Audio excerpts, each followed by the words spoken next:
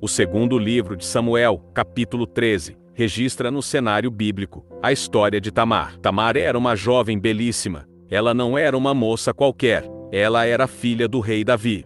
Uma jovem rica que vivia debaixo de muita proteção. Não era fácil para nenhum rapaz daquela época se aproximar para cortejá-la, afinal, ela era de linhagem real, além de ser belíssima e cheia de cuidados. Por incrível que pareça, o perigo que rondava sua vida não estava do lado de fora dos portões do palácio, mas do lado de dentro. A beleza de Tamar fez com que Amnon, meio-irmão mais velho dela, movido por uma paixão doentia por ela, a violentasse. Fingindo-se doente, Amnon conseguiu que Tamar fosse enviada a seus aposentos, a fim de cozinhar para ele, e então a violentou. Apesar de triste, o drama de Tamar nos leva à reflexão e também a considerar, de maneira séria, nosso tempo e o meio em que vivemos. Tamar fez uma coisa que me surpreende: ela denuncia sua dor. Ela não se cala, como muitos fazem. Ela põe cinzas na cabeça, rasga sua túnica talar de donzela, e sai pelas ruas clamando socorro, ajuda e justiça.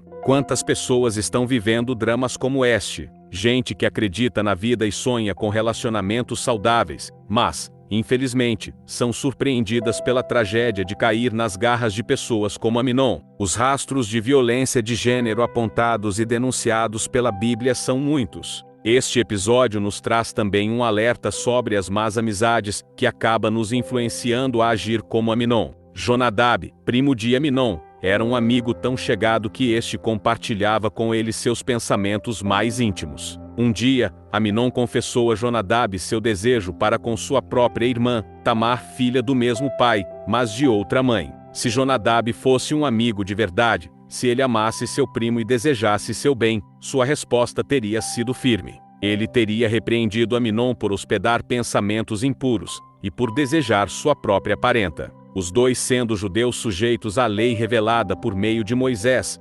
Jonadab deveria ter relembrado seu primo, que qualquer relação sexual entre parentes próximos foi claramente proibida. Levítico 18 versos 6 ao 9. E se Amnon tivesse insistido, contra o bom conselho do seu amigo, Jonadab teria agido para proteger Tamar, e ainda levar Amnon ao arrependimento. Mas Jonadab não mostrou o caráter de um verdadeiro amigo. Ao invés de corrigir seu primo, ele apoiou e alimentou suas intenções pecaminosas. Jonadab não falou o que seu amigo precisava ouvir.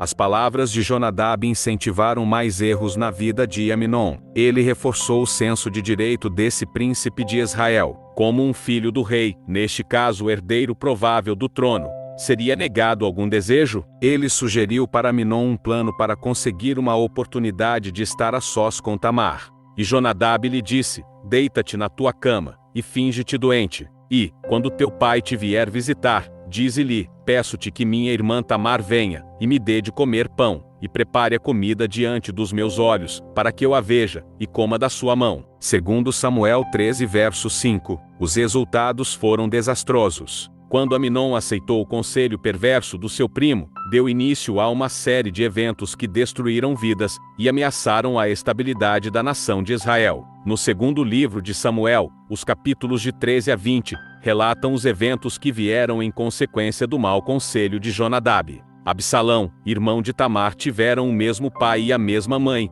Ficou indignado com Amnon. Ele ficou quieto durante 2 anos esperando o momento oportuno para se vingar de Amnon pelo estupro de Tamar. Ele armou uma cilada e mandou que seus servos matassem Amnon. Com medo do seu pai, Davi, Absalão fugiu para Gesur, onde ficou sob a proteção do seu avô materno. Depois de 3 anos, Absalão voltou para Jerusalém, com a autorização de Davi, segundo Samuel 13 verso 37 ao 39. Obviamente, essa história envolve muitas pessoas e várias decisões erradas, mas ainda perguntamos, quanto sofrimento poderia ter sido prevenido, se Amnon tivesse escolhido um amigo melhor? A Bíblia não conta como foi o fim da vida de Tamar, pelo contrário, a história dela para na tragédia. Assim como tantas pessoas que se alimentam da verdade bíblica, eu quero crer que Tamar encontrou socorro para sua dor. Acredito num final feliz, onde ela se viu realizada dentro de seu lar, com filhos ao seu redor e um marido a admirá-la. Acredito no auxílio divino atuante, vivo e eficaz no socorro às vítimas das loucuras de outrem. A nossa dor é vista por Deus em todos os momentos. Sofremos, somos angustiados pelos problemas da vida. A vida reserva momentos de profunda dor e perdas profundas.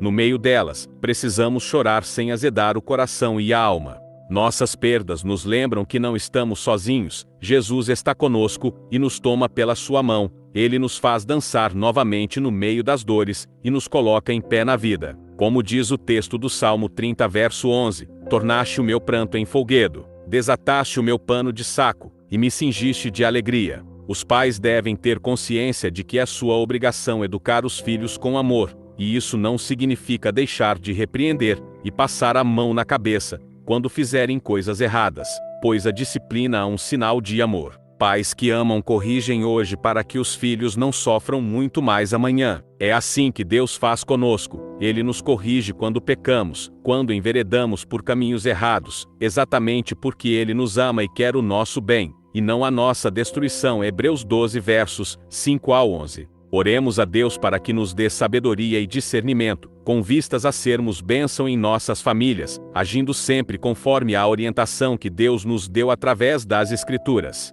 Mais vale o sentimento de termos feito o nosso melhor, do que o choro de arrependimento por termos sido omissos. Se você chegou até aqui, peço que cada um dos irmãos que se inscrevam em nosso canal, para receber mais estudos como esse. Que Deus vos abençoe.